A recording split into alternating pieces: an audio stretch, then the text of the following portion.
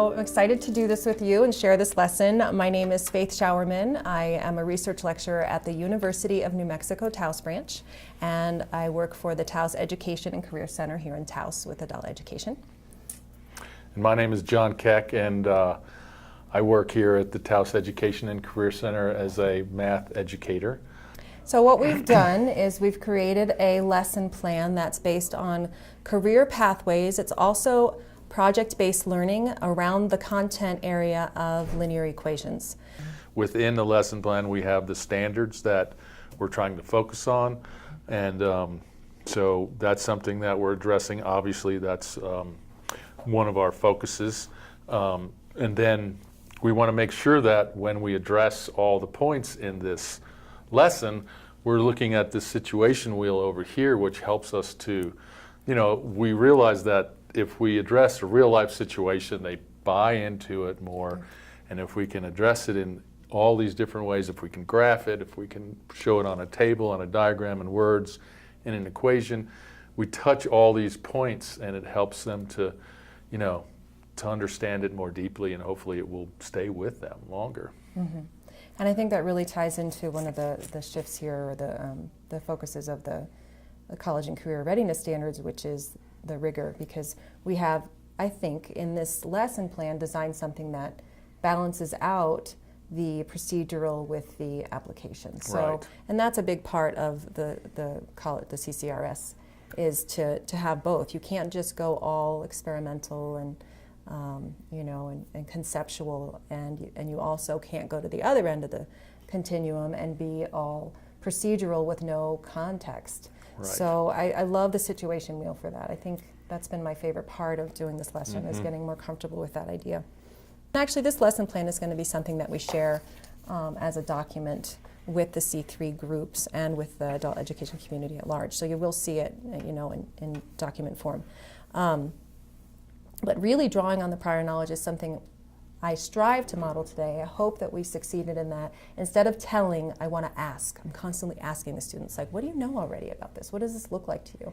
Because that means so much more for them to hear their neighbor, their teammate, their colleague, their classmate, they're next to them sharing, and then it triggers, and you could see a couple light bulbs going off, a couple of those epiphany moments that came off because of eliciting prior knowledge as opposed to just delivering. Right. So moving away from sage on the stage kind of thing. Which speaks to the coherence part of the, totally. What we're trying to establish here is where we're trying to establish what they knew before and progressing across levels and within a level. So that helped, with that part, so for sure. What we've been learning is that if we can create a lesson around a real life situation, and then with that real life situation, then be able to describe it mathematically in words, with equations, graphs, tables, diagrams, in as many ways as possible, that you can it helps you to remember, becomes part of your base. So we connect it to what you already know, some kind of real life situation, and then as many different ways as we can explain it, it'll help you to remember what we're doing. Okay, we're going to try to do that over the course of the next 3 days. But the situation that we're going to talk about right now is one where we decide we're going to start a little burrito cart. Okay, we're going to sell some burritos to make some extra money for the holidays or for whatever reason. Maybe as a fundraiser for tech. Okay, we're going to do and sell some burritos. So what your challenge is to try and figure out with just this information how much each burrito is being sold for. If we know that if we sold 4 burritos, we would have a profit of $2.20, what we want to see if you can do in any method you know how is to figure out how much the rest of the table would be filled in. How much would it be for 5 burritos? How much would it be for 6 burritos? And so on. How did you figure that out? How did you? I did 220 divided by 4. So I like to give them a framework so they kind of know what's expected of them and to know how they're going to tie what they're looking at to their future expectations. Everything we did today with the lessons, when I'm telling it, I want the whole linear equation, the table, the graph, the chart, the story to fit and tell the same story, they're going to have to find that story tomorrow. So I wanted them to attach importance to it so they would pay attention. If I'm going to ask a student to just solve 3x plus 7 equals 9, why? What does it mean? It has no meaning. They start feeling procedurally, it's when we come into the topic of rigor from the College and Career Readiness Standards. It's like that they could do it and it's like a puzzle and they could get the procedure, but there's, you know, a month goes by and they haven't done that and someone will ask them to solve an algebraic equation and they'll have no cognitive memory of it whatsoever.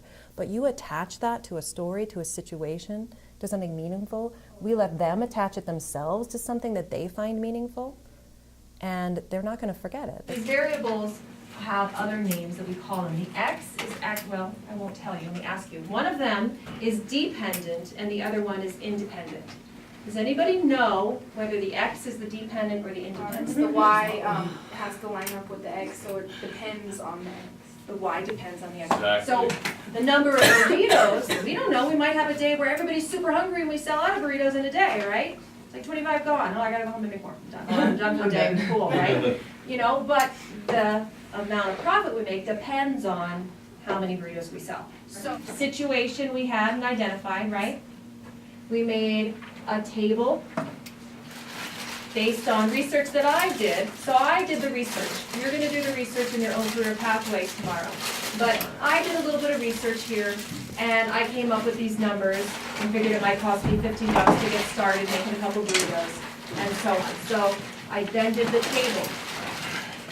You're going to do the same thing. You're going to have your situation. You're going to find your data. We're going to go in computer labs. If you have smartphones, you can do research in here tomorrow. So we'll help you make sure you have the ability to get on the internet and find some real-world research in your career cluster, okay? And you're going to build yourself a table. Then you're going to recognize what the pattern is here so that you can create a story. They're going to learn to communicate with each other, communicate with us, you know, ask questions when they don't understand something. Present an idea.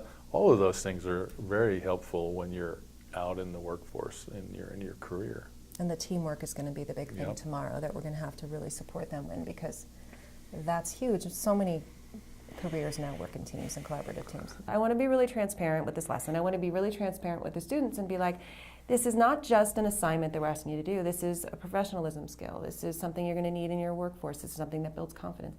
But it also gave them a framework to think about, like, Right. why is this important? Why are they making me present in front of everybody, you know? And I'm always, this is my favorite part of a lesson. I mean, seriously, seeing what they do with Oh, it. yeah. And, you know, some presentations are stronger than others. Some students are stronger in the subject matter than others. But I think they all had assessed, if you were looking at that as a formal assessment, which is what the final presentation is, I say they all demonstrated learning. I thought Adilma's presentation was fantastic. She, even though she was obviously nervous, she had so much to say other than just what the equation was, Yeah. you know, and I thought that was good, you know. And that's kind of, it's interesting when I don't know if this will help if other teachers do this lesson, you know your students, and when there's a particular struggle and to share, she had wanted to leave yesterday and didn't want to be part of the project. And I said, you know, Adilma, you've got a lot of wisdom, you've learned so much, and the Peace Corps idea is something that our students have probably never heard of.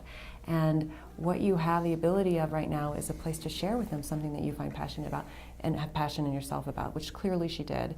And I think because she's such a service-oriented person, it kept her in the game. Yeah. And she benefited from it, and I think she feels pretty darn good about herself right now from it, you know, or she will if She ought to. she's still coming down off her adrenaline maybe, but she will. And I think that as teachers we know our students to a point where what is it that they need to hear from us to get them to stay engaged, you know? And it's a lot of little subtle engagement strategies that I hope that we modeled today and over the last 3 days that just make a project that much more rich.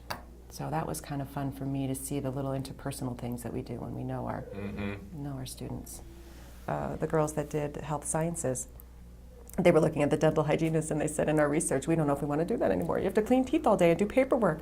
I about wanted to laugh when they said that. But No, I mean, that this was is what perfect because that's part of what we're doing here is, you know, Yeah. they think they want to know, do something. And, you know, who has that opportunity to spend time, you know, to be asked to spend time? Because Yeah. sometimes people don't necessarily do that on their own. No, You no, know, no. say, go research this. And they did. And they're like, well, I thought I wanted to do this, but Do you want to do it? No. What'd you say? You feel like what? I feel like it's kind of like when I actually researched it. like, it's pretty boring. Like, all you do is clean teeth every day. Or Not no? just that, you gotta do like paperwork and that kind of stuff first before you can like actually, you know, because that's what you're doing here, assisting. I wanna go Thank buy you. these.